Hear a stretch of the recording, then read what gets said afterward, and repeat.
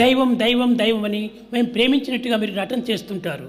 तुम भगवान भगवान भगवान कहते हो जैसे कि तुम भगवान से बहुत प्रेम करते हो.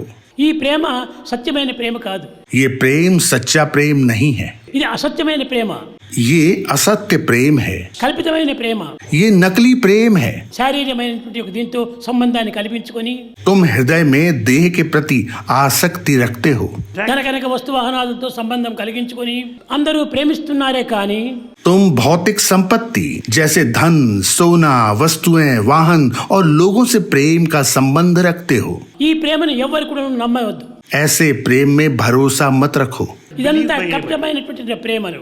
ये प्रेम नकली है, पाखंड है. నాకు కూడాను ఎన్నో జాబులు వస్తుంటాయి. भगवान भक्तों से कई पत्र लेते हैं. స్వామి మిమ్మల్ని ప్రేమిస్తున్నాము కాబట్టి మమ్మల్ని దరి చేర్చుకోండి అని. कई लोग लिखते हैं, भगवान हम आपसे प्रेम करते हैं, हमें अपने करीब रखिए.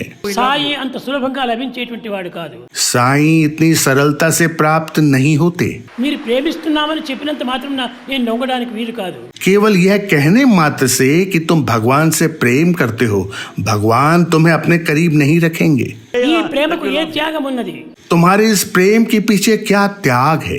ఈ ప్రేమకు ఏ శక్తి కలదు? तुमने इस प्रेम को पाने के लिए क्या शक्ति लगाई है? నేడు చెప్పినటువంటి మాట రేపటికి తప్పిపోతున్నారు.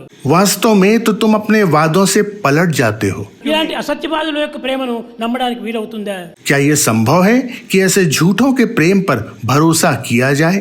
సత్య నిత్యమైనటువంటి హృదయం నుంచి ఆవిర్భవించాలి. सच्चा और सनातन प्रेम तो हृदय से उद्भूत होना चाहिए. లవ్ అనేటువంటిది హార్ట్ టు హార్ట్. प्रेम तो हृदय से हृदय का सीधा संबंध है. ఇది ఆత్మ అనే దానికి సంబంధం ఏమిటి? इसका आत्मा से क्या संबंध है? ఆత్మ అనే దానికి బ్రహ్మ అనే దానికి భేదం లేదు. ब्रह्म और आत्मा में कोई भेद नहीं होता. బ్రహ్మ అనగా ఆత్మ యొక్క స్వరూపమే. ब्रह्म ही आत्म स्वरूप है. ఆత్మ యొక్క స్వరూపం అనగా ఏమిటి?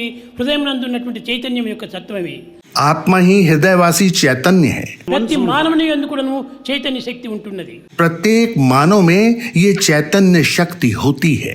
ఆ చైతన్య శక్తియే లేకపోతే మానవుడు బ్రతకలేడు. मानव इस चैतन्य शक्ति के बिना जीवित नहीं रह सकता.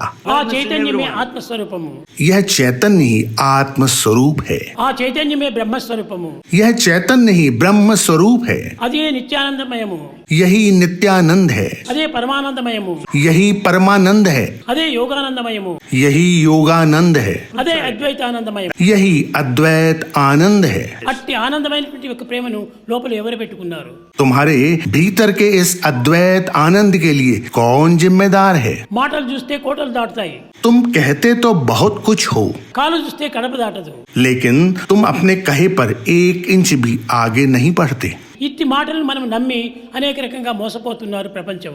वास्तव में ये संपूर्ण जगत इस झूठेपन की बीमारी से ग्रसित है. కనుక ఇట్టి మాటలు నిజంగా ప్రేమ ఉన్నటువంటి వారు, నిజంగా హృదయం ఉన్నటువంటి వారు మాటలు చెప్పరు.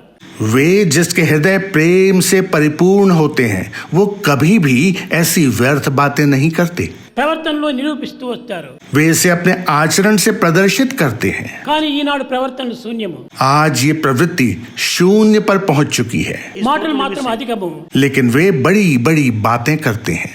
అటువంటి వాళ్ళు పక్కా దొంగలే తప్పగా సరైనటువంటి వారు కాదు. वे सब धोखेबाज हैं, वे भले लोग नहीं हैं. ఇట్టి దొంగలను ఆశ్రయించి ఇట్టి దొంగలను నమ్ముకొని మనం గవర్నమెంట్ చేరగలమా?